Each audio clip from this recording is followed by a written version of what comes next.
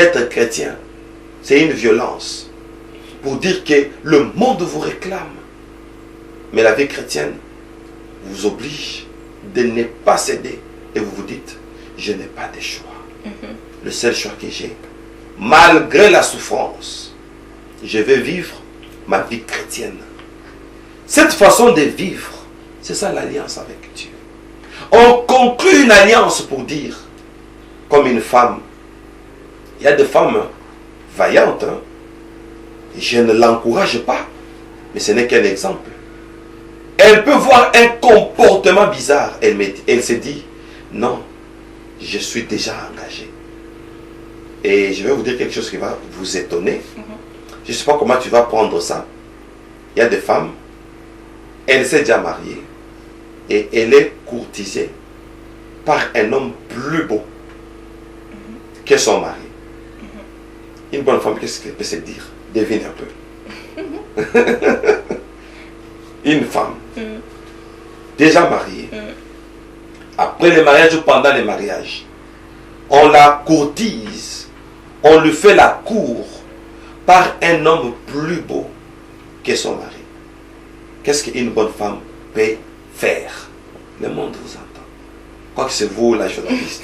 Je pense que d'ailleurs, elle ne fera pas la beauté de son homme parce que lorsque la femme s'engage, elle s'y met à 100%. Alors, c'est le seul homme du monde, c'est son homme, c'est son mari en fait.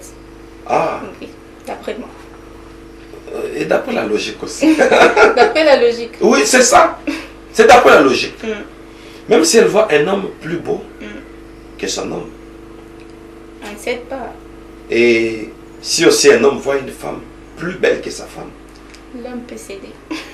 Non, oh, comment ça? Il peut céder? Oui. Non, non, d'après la logique. D'après la logique. Oui. Bon, puisqu'il est engagé. C'est ça, Marie. Continue, tu parles bien. Puisqu'il est engagé. Je ne pense pas qu'il va... Il va réfléchir, bon, ça ne sert à rien. Je suis engagée à ma femme. Cet engagement, ça s'appelle l'alliance. L'alliance. Ceux qui ont roté à l'enlèvement d'un mensonge. Ce sont ceux-là qui n'ont pas respecté l'alliance avec Dieu. Les tentations sont venues. Les épreuves sont venues. Ils n'ont pas eu le temps de se dire, notre seul choix, c'est Jésus. C'est un peu ça, Marie. Alors, Berger, moi, vous avez souligné, vous avez dit, le Christ a dit, l'Esprit du Seigneur est sur moi, il m'a oint pour. En se pensant qu'également pour. Oui. Alors, lorsque vous parlez de l'Esprit du Seigneur, vous parlez du Saint-Esprit dans la consécration. Donc, le Saint-Esprit a quelque chose à jouer dans la consécration. Oui, l'Esprit du Seigneur est sur moi. Il m'a oint pour. Cette consécration, c'est pour une mise à part. Cette consécration, c'est pour un engagement dans le service. Merci d'avoir souligné ça. Dieu a fait de nous un royaume des sacrificateurs. Le royaume des cieux appartient à ceux-là qui vont travailler uniquement pour l'œuvre de Dieu. C'est ça le royaume des sacrificateurs. Et là, nous allons nous donner à l'œuvre de Dieu. Et les jours de l'enlèvement, la Bible dit, je viens bientôt pour rendre à chacun selon ce que sera son œuvre. Voilà. Gloire à Dieu. Alors, pour aller au dernier extrait, nous allons suivre ce troisième extrait avec le berger Moïse dans son message passé sur l'enlèvement de l'Église. Veuillons suivre. Troisième catégorie, toujours tes fidèles, malgré tout ce que tu leur disais, mais ils n'ont pas eu l'occasion de développer leur spiritualité. Parce que l'enlèvement s'est fait en esprit. Et celui qui a eu une spiritualité faible ou basse n'a pas pu être aspiré.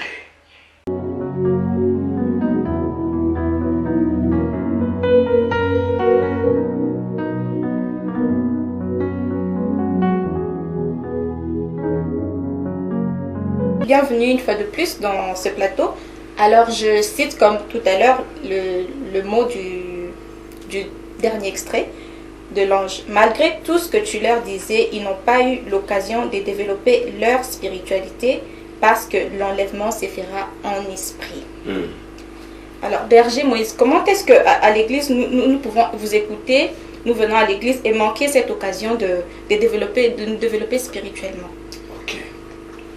Comment pouvons-nous venir à l'église et louper cette occasion de nous développer spirituellement? Un passage dit dans Jean chapitre 4, verset 26, n'est-ce pas? Dieu est esprit. Il faut que ceux qui l'adorent en esprit et en vérité. J'ai joint un deuxième passage pour qu'on comprenne. Dans Romains 8, 13, quand on dit Dieu est esprit, et ceux qui l'adorent doivent l'adorer en esprit et en vérité. Et ce sont là les adorateurs que le Père recherche. Pourquoi il les recherche? C'est qu'ils sont rares. Et Romains 8, 13 nous dit, si nous vivons selon l'esprit, voilà pourquoi Dieu les recherche. Si vous vivez selon l'esprit, vous n'accomplirez pas les œuvres de la chair. Comme Dieu est esprit, nous devons aussi être esprit comme lui. C'est pourquoi la Bible dit, c'est lui qui s'attache au Seigneur, devient avec lui un même esprit. Et quand on devient le même esprit avec Dieu, Romains 8, 13 nous dit, si vous vivez selon l'esprit, vous faites mourir les actions du corps. Pour revenir à votre question, les actions du corps, ce sont les œuvres de la chair. Comment quelqu'un qui est à l'église, mais il loupe sa spiritualité, donc il vivait encore selon la chair. Voilà la vraie raison. Il vivait selon la chair. Mais étant à l'église, les œuvres de la chair sont manifestes, parmi lesquelles il y a l'impudicité, l'adultère, la dissolution, etc. Vous voyez? Donc, si vous regardez le livre de Galates, chapitre 5, verset 19 à 21, les œuvres de la chair sont là. Quand on est à l'église et qu'on vit selon la chair, et là on est charnel, automatiquement on loupe sa spiritualité. Ce sont ceux-là qui diront, Seigneur, n'avons-nous pas prophétisé en ton nom? N'avons-nous pas fait des miracles en ton nom? Et le Seigneur leur dira, retirez-vous de moi, vous qui commettez l'iniquité. Et ces gens-là qui commettaient l'iniquité, qui faisaient des miracles, qui prophétisaient, qui prêchaient, ils étaient où? À l'église, Marie. Mais qui vivaient dans un état de l'iniquité. Et la Bible dit, au temps de la fin, mon Dieu, les gens auront l'apparence de la piété, mais reniant ce qui en fait la force. Ils ressemblent à la piété, mais ils ne connaissent pas la base de la piété. Et ils donnent l'apparence. Ce sont ceux-là, étant à l'église, mais qui vont louper leur spiritualité. Et ils vont rater à l'enlèvement. Voilà. Merci Berger Moïse de nous avoir éclairé là-dessus. Par ce message, on comprend clairement que tous les trois objectifs que vous avez cités sont importants pour ne pas rater. Et tout part de la confiance en Dieu, en allant à l'église, non pas juste pour aller à l'église, mais s'appuyer sur la vision de celui que Dieu a mis sur vous. C'est ça, Marie. Et puis lui faire confiance, avoir la foi. C'est ça, Marie. Et puis petit à petit, les œuvres de la chair sont en train de disparaître parce que c'est une obligation, c'est un impératif. On est à l'église, on est dans la vision, n'est-ce pas? Oui. Malgré ses projets, malgré ses attentes.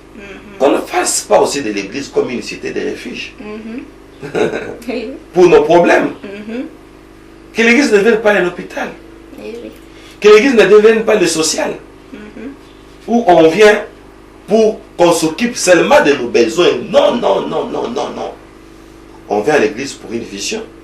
Et quand on est dans la vision, le reste nous sera donné. Voyez-vous? Et ce n'est pas fini. On se consacre à Dieu. On est dans l'alliance. On fait confiance au Père spirituel. Que la vision qu'il nous a apportée, c'est ça le visage du ciel. Beaucoup de gens ont négligé ça. Oui. Gloire à Dieu. Gloire à Dieu. Merci à vous, berger Moïse Bouchikou. Que Dieu vous bénisse abondamment. Merci Marie. Merci également à vous qui nous avez suivis durant toute cette émission. Que Dieu vous bénisse également. Alors on s'est dit à très bientôt. Merci.